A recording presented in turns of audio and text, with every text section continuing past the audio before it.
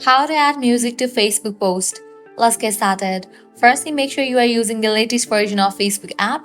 To check that, you can launch your Play Store or App Store, then search for the app Facebook. With that, app will appear. After app appears, at the right corner of it, you're gonna see the option of open or update.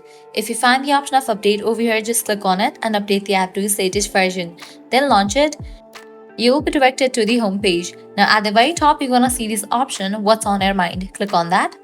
Now here you're going to find different options. Scroll down, click on the option of music.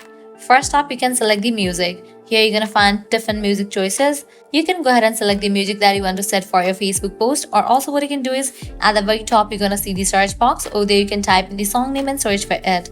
Once you have selected the song, now click on the option of add media. Your gallery will open up. Now go ahead and select the post in which you want to add this song.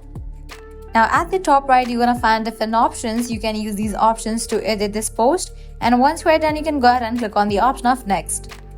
Now you can add a caption and customize these settings and then click on post. With that, you have just added music to your Facebook post and uploaded. So this way you can easily add music to Facebook post. If this video was helpful, don't forget to like, share and subscribe to our channel. Thanks for watching.